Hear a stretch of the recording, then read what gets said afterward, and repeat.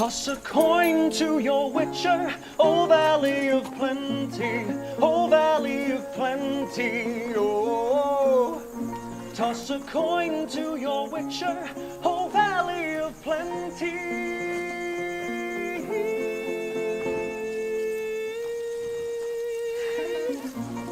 At the edge of the world, fight the mighty horn. What's going on, geeks and gamers? It's your observant lineman Uche Waneri, aka Uche Windu, and I'm bringing you my season review of the new Netflix show, The Witcher. For those of you who aren't familiar, The Witcher is the worldwide, highly popular short stories detailing the exploits of Geralt of Rivia, written by Andrzej Sapkowski. This series and its characters have gained worldwide fame, most notably through the CD Projekt Red game series of the same name. Now, as a diehard fan of the video games myself, I must say that there is a very high standard that fans of this world will have for the TV adaptation, even without the show being based around the events of the games. This series aims to follow our infamous Witcher as he advances in a world that is both magical and oh so brutal at the same time. But this isn't your grandmother's world of magic. In this show, magic is portrayed as a type of chaos with vast power that can be attained by mastering and controlling chaos. And I think this is applicable in both the literal sense with magic and also in a metaphorical sense through the actions of our characters. And that's where I would like to start this review, with the characters.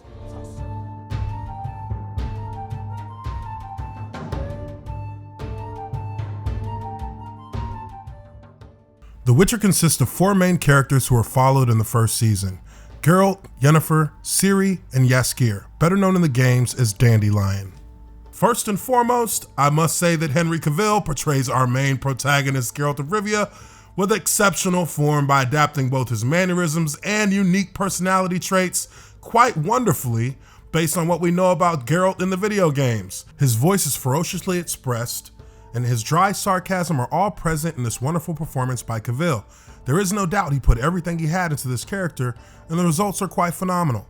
Geralt is a solemn character in the Witcher series, but he is often misconstrued as an emotionless mutant freak by the population of this world. That couldn't be further from the truth. In fact, Geralt is a character who has a fierce loyalty to his friends, and an honor code with which he has very little ability to compromise.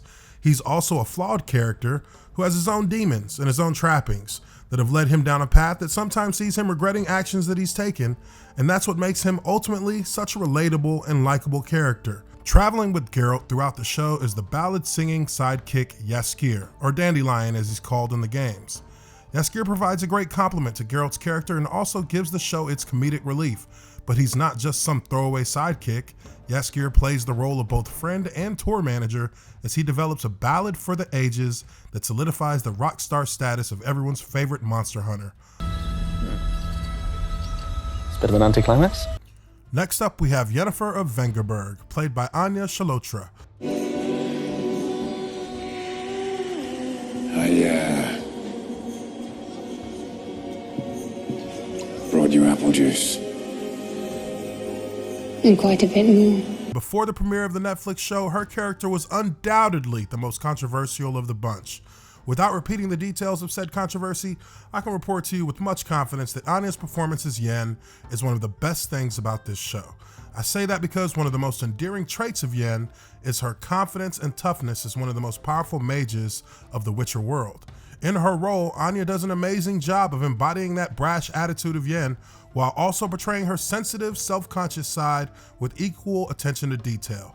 Yen is a damaged character who is tied to the fate of Geralt to the very end, and it may not be a connection that she necessarily wanted, but rather had it forced upon her through a selfish act of Geralt himself. This character is a pillar of the show in the same right as Geralt. They are the most famous of their kind, and are set as the power couple of both the books, the games, and now the show. Yennefer is a go. Last but certainly not least, we have Princess Cirilla, or Ciri as she is better known, played by Freya Allan. This is yet another character who I felt was portrayed very well. Ciri is an innocent in the midst of all the cold, hard, brutal realities of life on the continent. Her ignorance to the strife of the common peasants is due to the coddled life she lived, but her yearning to find a safe haven after the loss of her family is a motivating factor to her evolution as a character, and Freya Allan portrays that desperation well in this show. Ciri possesses the power of an ancient bloodline, one which is sought after by forces who seek domain over the entire known world, and yet her destiny is also tied to that of Geralt's, once again by decisions made without considering the consequences, which is a prevailing theme of this show.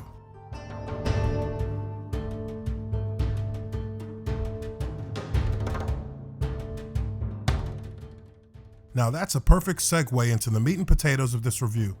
It's time to talk about what this show is trying to convey to its audience, and does it live up to my expectations as a televised adaptation to its characters and its complex story arcs that we have all come to know and love as fans of The Witcher.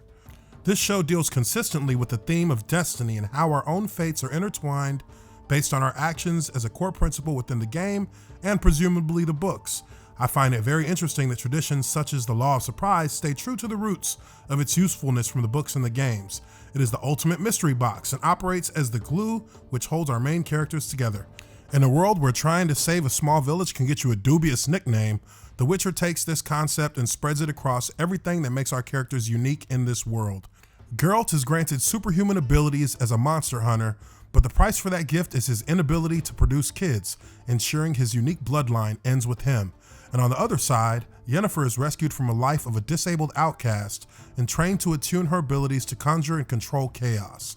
Yet even after building her own skills as a powerful mage, her physical beauty, prior to her transformation, is a major obstacle that sees her being kept at arm's reach from those around her, and her decision to transform into an otherworldly beauty comes at the cost of never being able to bear a child.